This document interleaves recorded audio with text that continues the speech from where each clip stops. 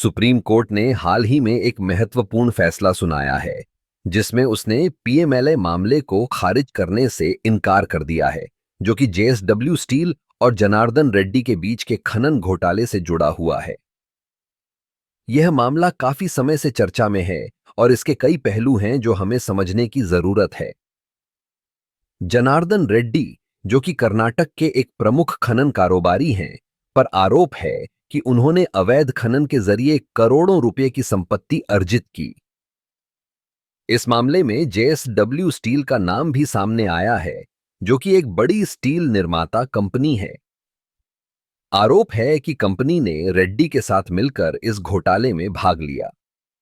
Supreme court का यह फैसला इस बात का संकेत है कि न्यायालय इस मामले को गंभीरता से ले रहा है। कोर्ट ने कहा कि जांच एजेंसियों को इस मामले में पूरी स्वतंत्रता दी जानी चाहिए ताकि वे सही तथ्यों को सामने ला सकें। यह एक महत्वपूर्ण कदम है क्योंकि इससे यह स्पष्ट होता है कि कानून किसी भी बड़े कारोबारी या प्रभावशाली व्यक्ति के खिलाफ कार्रवाई करने में पीछे नहीं हटेगा। इस मामले की जड़ें काफी गहरी हैं। कर्नाटक में खनन के क्षेत्र में भ्रष्टाचार की कई कहानियां हैं। जनार्दन रेड्डी का नाम हमेशा से विवादों में रहा है। उनके खिलाफ कई बार कार्रवाई की गई, लेकिन हर बार वह किसी न किसी तरीके से बच निकलते थे। अब जब सुप्रीम कोर्ट ने इस मामले को खारिज करने से मना कर दिया है, तो यह उम्मीद जगाता है कि शायद इस बार न्याय मिलेगा। जेएसडब्ल्यू स्टील के लिए यह एक चुनौतीपूर्ण समय है। कंपनी को अब यह साबित करना होगा कि वह इस मामले में निर्दोष है।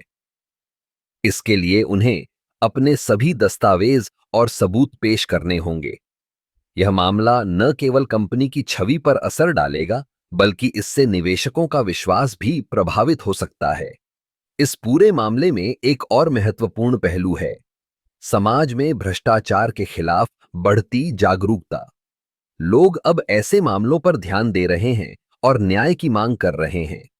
यह एक सकारात्मक संकेत है कि लोग अब अपने अधिकारों के लिए खड़े हो रहे हैं और भ्रष्टाचार के खिलाफ आवाज उठा रहे हैं। सुप्रीम कोर्ट का यह फैसला एक महत्वपूर्ण मोड़ है, जो यह दर्शाता है कि न्यायालय न केवल कानून के प्रति प्रतिबद्ध है, बल्कि वह समाज के प्रति भी अपनी जिम्मेदारियों को समझता है। यह देखना दिलचस्प होगा कि आगे इस मामले में क्या विकास होता है और क्या न्याय की प्रक्रिया सही दिशा में आगे बढ़ती है।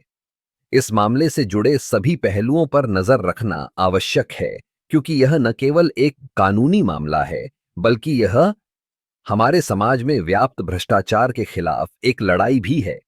हमें उम्मीद है कि इस बार न्याय होगा और सही लोगों को सजा मिलेगी।